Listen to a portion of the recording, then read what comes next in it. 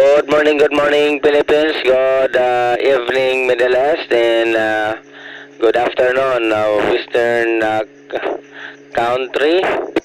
Na naka-monitor sa karon via Zello and Facebook, YouTube.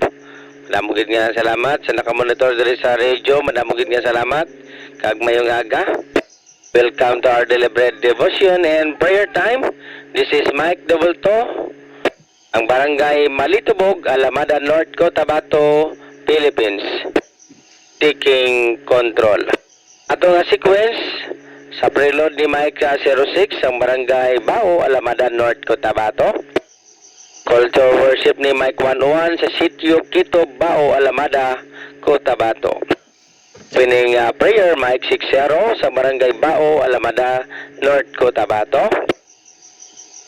And sa aton opening song, Mike 35 sa Bualsor, Midsayap, North Cotabato. Scripture reading, Mike 77 sang barangay sa Midsayap, North Cotabato. Message and song, Mike 11 sang barangay Palau, Libungan, North Cotabato. Isa pa kami mensahe sa awit ni Mike 77 Sierra sa Midsayap, North Cotabato. Spansong, Amihan, sang Gladwan, Midsayap, Cotabato. Sing prayer, Mike 31, sang Matanao, Davao del Sur. Sa atong prayer time, Mike 316 sa Poblacion, Carmen, Cotabato. And sa aton nga pagsugod, yatag na to ang panahon sa kay Mike 06 sa preload. Ma'am, good morning. Go ahead. Morning control, atong daigo ng akong buhi nga Dios, ningtap na naman sa kabuntagon. Twice, good morning. Buhay ko, ikaw ang bukas. Lahat ng suliranin ko, ikaw ang siyang lunas.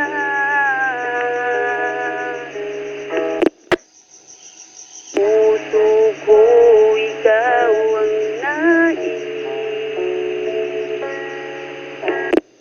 Ibig mo, Diyos, ukay kami.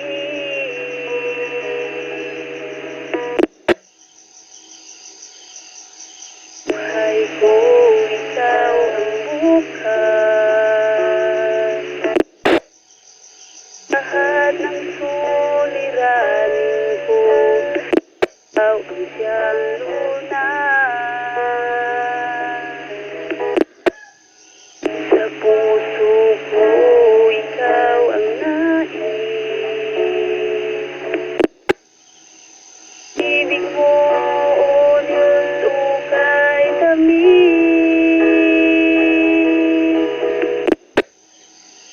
Napakasarap magpuri sa kanlungan mo. Nais ng puso'y matatagpuan sa'yo. Napakasarap magpuri sa kanlungan mo. Anangang alalahanin pa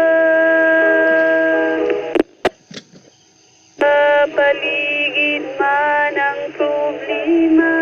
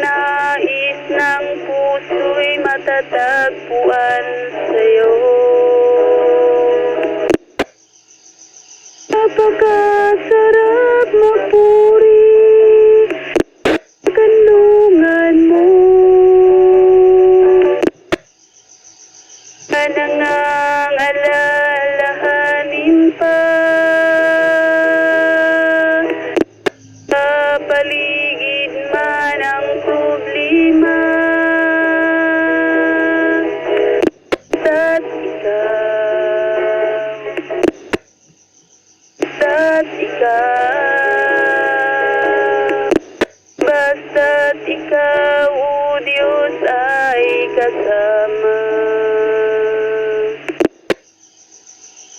Basta't ikaw, basta't ikaw, basta't ikaw, o Diyos, ay kasama. Control, good morning. Likewise, good morning and God bless you too, ma'am. Madamo gid nga salamat sa imong nga station. Para sa aton nga call to worship, Mike 101, good morning. Go ahead, sir. Good morning sa all station on monitor. Basahon naton ang Psalms 117, 1-2. Dayga ang Ginoo tanang kanasuran, dayga ninyo siya tanang katawhan. Gihigugma kita niya pag-ayo sa gugmang walay paglubad. O ang pagkami tinud-anon sa Ginoo mulungtad hangtod sa kahangturan. Dayga ang Ginoo. Back to you, Control, and good morning. Likewise, good morning and God bless you too, sir. Para sa aton nga opening prayer, Mike 60, good morning. Go ahead, sir. Gamhanan, balaan, kag may gugmaon naman nga Dios. Magginoo sang imo pagkagamhanan. Thank you, Ginoo, nga padayon gid ikaw protekta sa mga isa naman sa pinapunta. Salamat, Lord, sang nimo sa mga kinahanglanon mo matag adlaw sa pagsiste nimo bisan pa sa among mga biyahe, paglikay nimo sa mga balatian kag sa mga katalagman. Ginoo, sang imong ginapanghimo sa amon nga kinabuhi. Usab sang manami nga katulungon, salamat sa pag-preserve nimo sa among physical nga mga kalawasan. Nakamata kami nga may kalipay sa paghimo sa mga butang diya. Nila mga pamagi amay makabawi kami sa imong Diyos. Thank you gid sa tanan. Gangyo kami mingaga sang mayong signal sa matag isa. O i-bless usab ang tanan nga may mga parts bisan pa among speaker. Usab Ginoong tanan na naka-monitor sa sining buluhaton. Ang Ginoo sa Zelo, radio, sa YouTube o sa Facebook. Dahil ikaw magapagkamayo sa among tanan o magapanguna sa among bulaton o dahil ikaw magapagkamayo bisan sa among kontrol. Ginatugyan, ginasalig ang tanan sa pangalan ni Jesus. Amin. Back to your control. Good morning. Madamo gid nga salamat sa imong station, Mike 60, sir. Happy birthday and God bless sa imong kinabuhi. Ang Ginoo pa na magagamit sa imong kinabuhi. Again, happy birthday sa imong station, sir. Sa aton opening song, Mike 35, good morning. Go ahead, sir.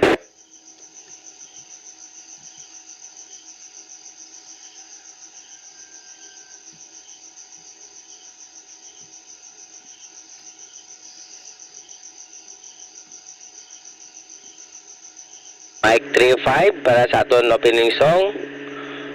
Go ahead, sir.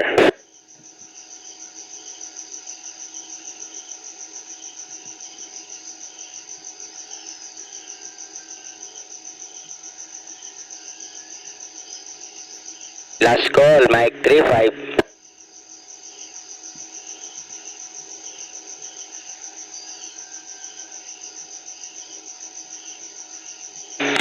Good morning. Go ahead, sir. Pusong dalisay ang aking nais, nalikhain mo, O Diyos, para sa akin. Pusong dalisay ang aking nais, Nalikhain mo, O Diyos, para sa akin. Isang pusong tapat na sa'yo'y nagmamahal. Isang pusong sa'yo'y walang alinlangan. Isang pusong itinitibok na ika'y parangalan. Handog ko'y pagpupuri sa'yo lamang, Jesus. Pusong dalisay ang aking nais. Nalikhain mo, O Diyos, para sa akin. Pusong dalisay ang aking nais. Nalikhain mo, O Diyos, para sa akin. Isang pusong tapat na sa'yo'y nagmamahal. Isang pusong sa'yo'y walang alinlangan. Isang pusong itinitibok na ika'y parangalan. Handog ko'y pagpupuri sa'yo lamang, Jesus. Isang pusong tapat na sa'yo'y nagmamahal. Isang pusong sa'yo'y walang alinlangan. Isang pusong itinitibok na ika'y parangalan. Handog ko'y pagpupuri sa'yo lamang, Jesus. Handog ko'y pagpupuri sa'yo lamang, Jesus. Handog ko'y pagpupuri sa'yo lamang, Jesus. Back to control. Good morning. Daghang salamat sa imong station, sir. Sa ating scripture reading, Micah 7:7. Good morning. Go ahead, sir. Morning, sir. Ang aton scripture reading sa siningaaya, makita sa Exodus chapter 15. Sahon na ako sa inyo ang verse number 26. There the Lord made for them a statute and a rule, and there he tested them, saying, if you diligently listen to the voice of the Lord your God, and do that which is right in his eyes, and give ear to his commandments, and keep all his statutes, I will put none of the diseases on you that I put on the Egyptians, for I am the Lord your healer. Balik sa imo kapson. Damo gid nga salamat sa imo station, sir. Aton nga message and song, Micah 1:1. Good morning. Go ahead, ma'am. Good morning, Control. Good morning man sa tanang station yung nakamonitor. Likewise, good morning. Ay na mahirap ang buhay sa mundo. Maraming pagsubok sa buhay mo. Nagsasabing tuloy na tama na. Pagkat suliran hindi ko na makaya. At kung bigo ka man ngayon o kaibigan, turing mo itong pagsubok lang. Kahit puso'y nasugatan at ngayo'y nagdaramdam, o dapat mong malaman. Sa Kanya lang ikalat ang lahat. Ngako niya sa'yo'y laging tapat. Papawiin niya ang iyong lungkot. Habang ikaw sa Kanya'y luluhod. Kung bigo ka man ngayon o kaibigan, puring mo itong pagsubok lang. Kahit puso'y nasugatan at ngayon'y nagdaramdam, sa'y naroon dapat mong malaman. At kung bigo ka man ngayon o kaibigan, turing mo itong pagsubok lang. Kahit puso'y nasugatan at ngayon'y nagdaramdam, Diyos ay naroon dapat mong malaman. Diyos ay naroon dapat mong malaman. Balik sa mo control. Good morning. Madamo gid nga salamat sa imo station, ma'am, para pa sa isa ka mensahe sa awit. Mike 770, good morning. Go ahead. Good morning, Control. So, good morning po sa mga stations. Ready for this one. Akong kantahon this morning is In His Presence. Yes. Adunay comfort, adunay kalipay, adunay kalinaw, kag adunay kasiguruhan.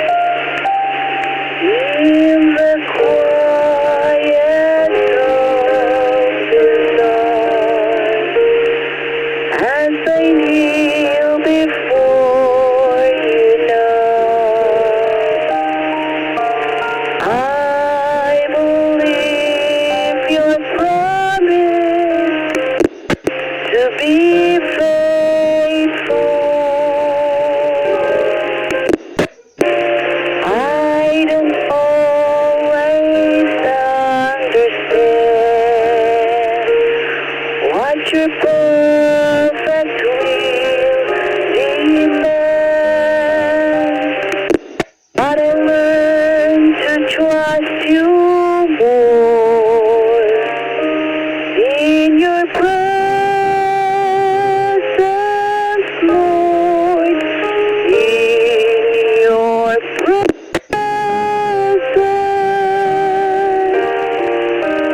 There is comfort.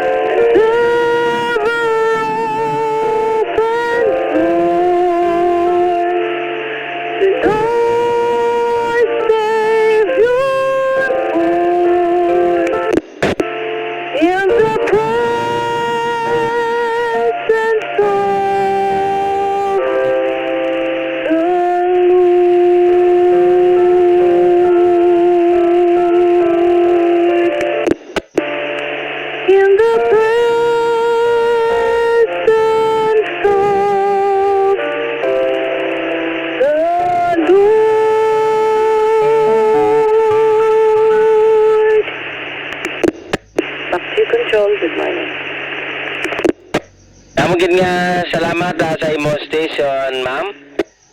Madapon nga salamat sa mensahe sa awit. Karon magapamati kita sa mensahe sa sampulong sang Dios nga pagadalahon. Mike 77. Good morning, go ahead, sir. Good morning, sir. Kag sa tanan nga station. Nga nagapamati sa aton programa sa sining aga. Kabay nga Ginoo magamahayog sa aton. Kag sa sining aga padayon na naton pagtuon ang tinatawag naton nga gap halin sa pagsaad sang Ginoo sa kay Nabi Ibrahim. Ang saad ng Ginoo kay Nabi Ibrahim,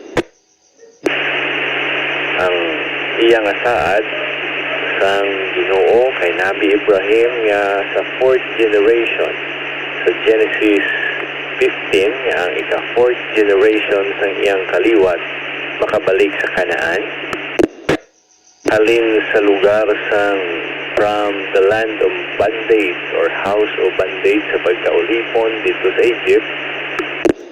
Ngayon sa Ginoo sa iya, babalik yung mga anak mo sa Kanaan after 400 years or 430 years. So, mula sa Kanaan, mula sa Egypt patungong Kanaan is another 40 years. So, ang tagal ng pagtupad ng Panginoon sa kanyang promisa kung tingnan mo sa term ng mga tao in our basis. So, kung tingnan natin kung sino talaga yung Panginoon ni Nabi Ibrahim, ni Nabi Ismael, ni Nabi Dawud, ni Nabi Musa, ni Nabi Haron, ni Nabi Yunus, ang 1,000 taon o ang isang taon ay para sa tao naman ay 100 years. 1,000 years. Na 1,000 years is equivalent to 1 day sa Panginoon. Sabihin, hindi siya matagal magtupad ng kanyang promisa dahil ang kanyang oras iba sa oras ng tao. So mula sa Egypt patungong Kanaan, bakit kailangan nilang maglakbay ng 40 years? Hindi ng Allah diretso pinapunta ang mga Israelita doon sa Kanaan. Sabi pa rin ng Allah kay Nabi Ibrahim, 40 years bago sila makabalik dito dahil hindi pa napuno yung kasalanan ng mga Amorite. So mayroong timetable palang Panginoon. Yung mga Amorites ay sila yung naninirahan doon sa Kanaan, sa land of Philistine. Kaya ang Panginoon, pag nagsubra ng kasalanan nila, sila ay parusahan na ng Panginoon at sa panahon na yun, mapapasok din ang mga Israelita sa Kanaan. So sa daan pa lang, makikita na natin na 40 years from Egypt going to Canaan.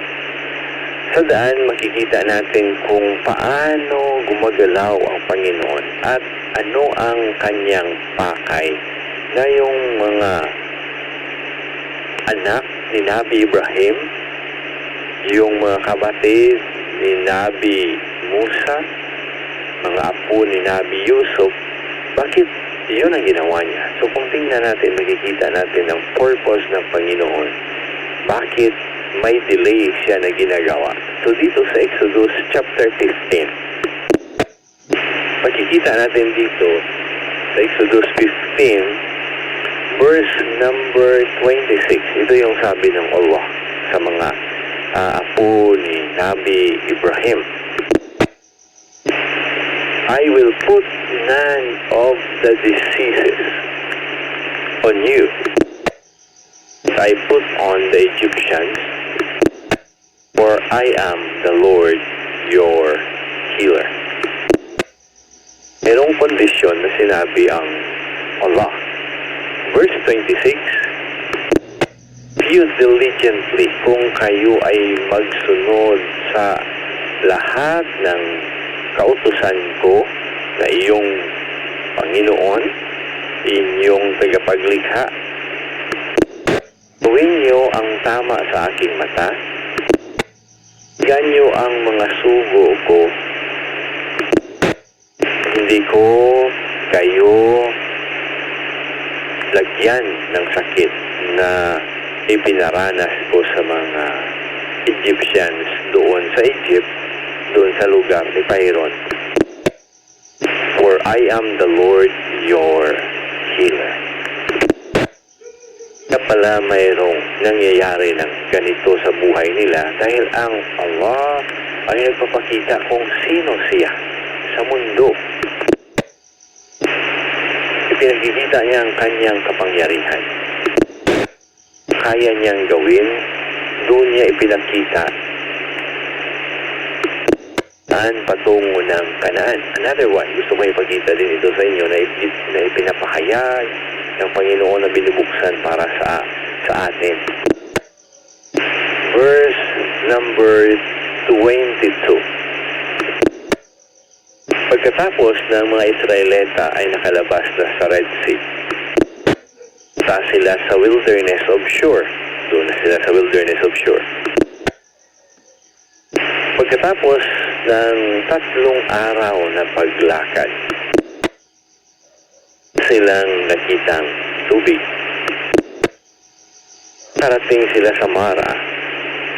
Hindi naman nila mainom ang tubig dahil ito'y mapait. Kaya tinawag nila ang lugar na Mara.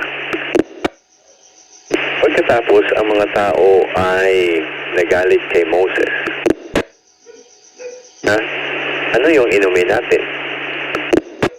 Siya ay tumawag sa Panginoon. Noon naman ay sumagot sa kanya. Nakakita siya ng isang kahoy. Tapos sabi ng Panginoon, ihagis mo yan sa tubig at ang tubig ay magiging matamis. Mawala na yung kanyang pait. Nangyari na ang tubig ay naging matamis, hindi na naging mapait. So pa lang, sa 3 days na paglakad nila mula sa Red Sea, punta na ng Kanaan, ika-3 araw, nakita na naman dito na yung mga Israelita ay talagang binabaliwala ang Allah. Hindi talaga nila nilalagay sa kanilang isipan ang mga pangyayari na ipinakita ng Allah sa pamamagitan ni Nabi Musa doon sa Egypt, doon sa lugar ni Pharaoh. Na ang Allah ay hindi lang ang Allah sa Egypt, hindi lang Allah sa Kanaan, kundi sa lahat ng lugar. Now, dito na naman sa wilderness. Yung wilderness na sinasabi, ito ay isang disyerto na bihira mo lang makita yung tubig. At napakainit na lugar. Tindahan dahil walang mga taong naninirahan doon sa wilderness. Pero makikita natin na imposible na magkaroon ng buhay doon dahil mismo yung tubig ay hindi mainom. Hindi natin alam bakit naging mapait ito. Posible dahil yung tubig ay yung lupa doon na kanilang nilalakaran na kung sa ngayon ang sa ilalim ng lupa ay mga abuno. Inimina doon yung abuno na inilagay natin sa mga tanim. So, isang kahanga-hanga na bagay ang ipinakita ng Allah sa kanila ni Nabi Musa at ni Nabi Haron at sa mga Yahudi. Dahil ang tubig na mapait ay naging matamis. Lang ang Allah ay tagapaglikha. Siya yung humahawak ng buhay, siya yung may alam sa lahat. Na natin dito na itong tubig na ito ay mapait. Hindi nila talaga mainom. Sa ating panahon ngayon, ang tubig na mapait, kailangan gaya ng kape para masyadong magpait, lalagyan ito ng kalamay, umamis. Sugar. Process ng sugar sa ating panahon, nakapasok ako sa isang sugar milling company bilang isang pagtingin paano prosesuhin yung kalamay. Mula sa tubo, ito ay pigain. Pagkatapos na mapiga ito, i-separate yung kanyang mga na-extract na fluid, tapos yung kanyang katawan ay ito ay magiging basura. Katapos ng tubig ay na-separate, ito ay process at magiging raw na siya, magiging brown sugar hanggang magiging white sugar na siya. So, napakataas ng proseso na nagkakailangan ng hindi lamang 5 oras. Makikita natin dito na yung Allah, ito yung beauty kung sino talaga siya. Na itong kahoy na ito na inihulog ni Moses, hindi na process. So, ibig sabihin, gaya ng tubo, kung ihagis mo lang sa tubig, ilagay mo lang sa iyong kape, hindi talaga tatamis. Kailangan kunin yung laman niya na matamis at ilagay doon sa kape bago ito ma-minimize yung pait at lalabas din yung tamis ng kape. Kikita natin dito, itong proseso ay kailangan ito ng mahabang proseso at mga gadget ng planta para i-proseso ito, pero walang planta doon, walang milling company ng sugar, pero ang Panginoon sa pamamagitan ng kahoy, tubig na mapait ay naging matamis. Kapatid, makikita natin dito ang pakay ng Panginoon, ang pakay ng Allah. Bago pa man niya ipinahayag, pinutupad ang kanyang promisa kay Nabi Ibrahim na sila magiging sa kanila ang Kanaan, ay maraming testing na ginawa sa kanila. Mapakita kung sino siya. Makikita natin walang imposible, ang pait ay magiging matamis. Kaya ni Isa al-Masih doon sa kasal sa Cana, yung wine sa kanilang tradisyon, ang pinakamasarap na wine, ubus na. Nagutos siya na lagyan ng tubig yung mga baril. Tapos, gumawa siya ng isang kahanga-hanga na bagay. Pagproseso ng wine, kailangan pa yun yung panahon pa rin para magiging masarap ang wine. So, hindi yun grape juice. Nangyari doon, yung tubig ay nagiging wine at pinaka-the best na wine na natikman ng mga tao doon na supposed to be sa kanilang kultura ang pinakamagandang wine ang iserve. Nagawa yun ni Isa al-Masih. Napahanga ang mga tao.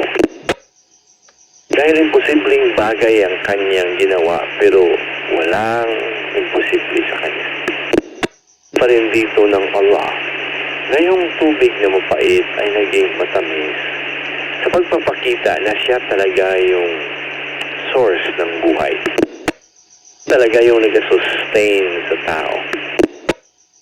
Na dapat siya ay kilalanin na bilang creator, sustainer, ari ng lahat ng buhay.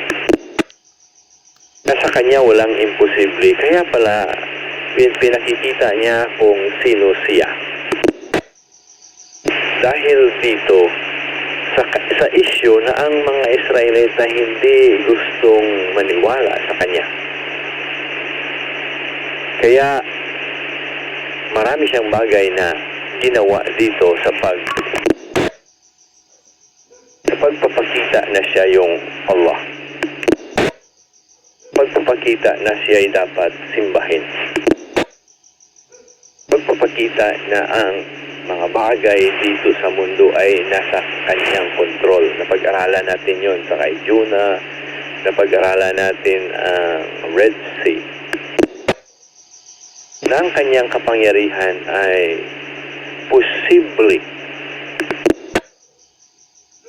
na walang imposible sa kanya, na kaya niyang ligtasin ang ating physical na katawan sa mga tinatawag nating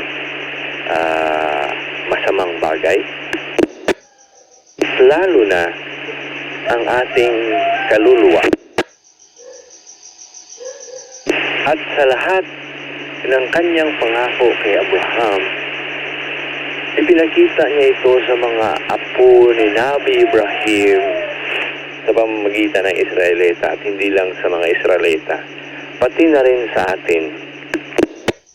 Ang kanyang mga pahayag ay nagtuturo na walang imposible sa kanyang pamamaraan, na ang kaligtasan ng ating kaluluwa hindi atin kundi kanyang paraan.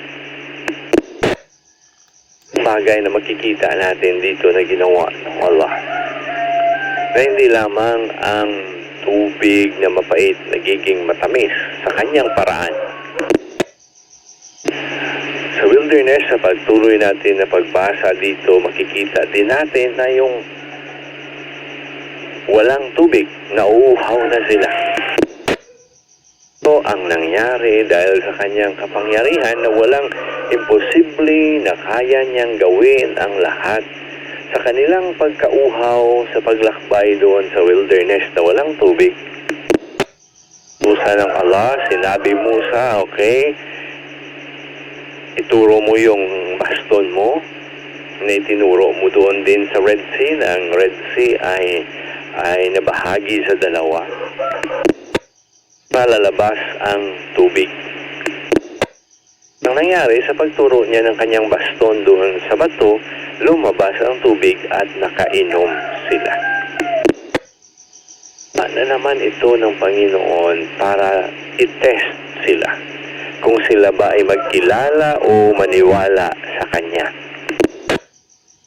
Sa ganong okasyon, makikita natin ang Panginoon o ang Ama na walang bagay na hindi niya kayang gawin. Na yung promesa niya na bendisyonan ang lahat ng pamilya sa mundo, ligtasin mula sa kapangyarihan at parusa ng kasalanan. Sa lakbay ng mga tao niya doon sa wilderness, makikita natin na sa kanyang paraan, walang imposible na hindi niya kayang gawin. Sunod na naman, nagugutom na sila. Sila ay nagreklamo na naman kay Moses, Moses, bakit dinala mo pa kami dito sa wilderness? Tayin kami ng Panginoon o ng Allah dito na sana doon na lang kami sa Egypt, mayroong libingan. Mamamatay kami hindi sa gutom, busog dahil maraming pagkain doon. Maraming karne, maraming tinapay, so maganda ang buhay doon. Bakit mo ito ginawa? Yun sa buhay ng tao, kasi kung hindi natin alam kung sino ang Allah, anong plano ng Allah, parang mahirap magiging mabuhay ng mapayapa at maligaya. So, ilang beses na kung saan sila ay pinakita ng Panginoon na siya yung may alam ng lahat, siya ang makagawa ng lahat. Wala pa rin tiwala ang tao sa Kanya. Kahit sa ating panahon ngayon, natin makilala kung sino talaga ang Panginoon. Parang mahirap maniwala na kaya niyang ligtasin sa Kanyang paraan ng ating kaluluwa mula sa kapahamakan. Nasa naraka. Posibleng makapasok tayo sa surga. Tama yun, imposible talaga ang ating paraan ng ating sundin. Pero ang Allah nagpapakita ng mga kapangyarihan na hindi kayang gawin ng tao, na siya yung may alam. Sabi ni Allah kay Nabi Musa, okay, bukas magulan yung tinapay mula sa langit.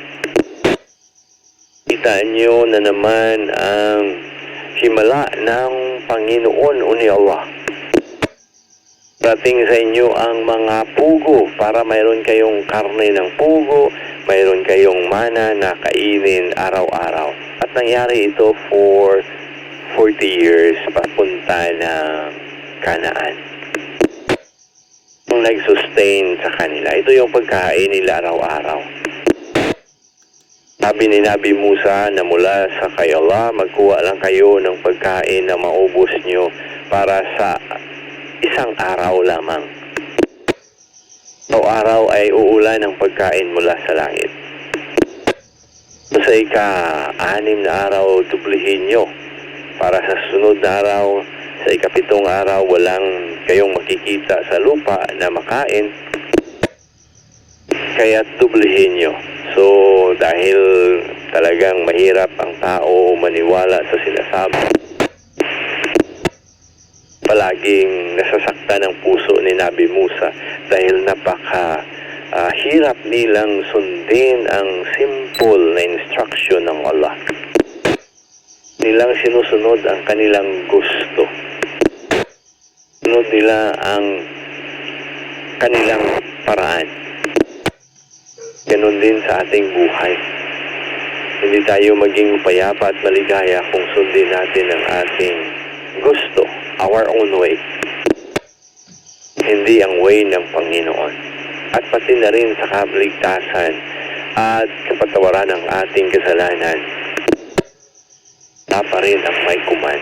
Kaya sa mundong ibabaw na ito, kung makikita natin ang kanilang buhay, ang kanilang ginagawa at ginagawa ni Allah, at ang paraan ay dapat nasa Kanya dahil hindi lulungtad yung atin.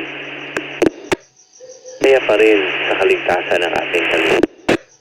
Ating mag-isip, magawa na kung ano-ano na iniisip natin para sa ating sarili dahil ang paraan para magpatawad ang ating kasalanan, tayo ay makapasok sa surga.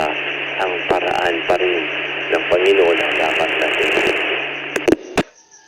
Ilang beses at maraming beses na kung sila ay kailangan mailigtas sa kapahamakan mula sa kay Pharaoh patungo sa dagat, sa wilderness na maligtas sila sa kamatayan dahil sa paraan pa rin ng Allah ang nagligtas sa kanila. So ito ay nagpapatunay. Kayang ito pa rin ng Allah na ligtasin ang lahat ng kanyang nilikha gaya sa pangako niya kay Nabi Ibrahim. Kaya't mga kaibigan, kayong mga nakikinig ngayong umaga, at ating i-clarify, i-validate, tama ba yung pinaniniwalaan natin? Baka atin lang ito. Ito natin makikita sa mga pahayag ng Panginoon o ni Allah na mapatawad ang ating kasalanan, na para tayo ay magiging takos, karapat-dapat na makapasok sa surga, lang ang nagbayad ng ating kasalanan para sa lahat ng tao. Ang pangako ng Allah kay Apo Adam at Siti Hawa sa pamamagitan ng kanyang binhi ng babae ay magsira ng kapangyarihan ng kasalanan para tayo makapunta sa naraka. Ang ibang binhi ng babae, babaeng nabuntis, hindi ginalaw na ng laki, ban kay Maryam or kay Mary, nabuntis sa pamamagitan ng kapangyarihan ng ruwa o ng banal na espiritu. Rin ang sinabi sa mga pahayag ng mga nabi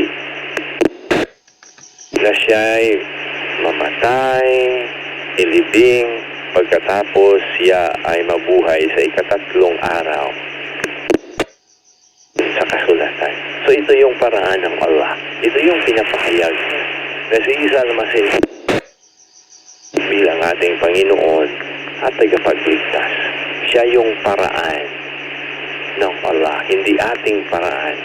Siya yung nagliligtas, hindi tayo ang tagapagligtas. So isundin natin at paniwalaan ang kanyang paraan. Gaya sa pinakita niya sa paglakbay ng mga Israelita mula sa Egypt patungo Canaan. At wala na tayong oras. Maraming salamat sa inyong pakikinig.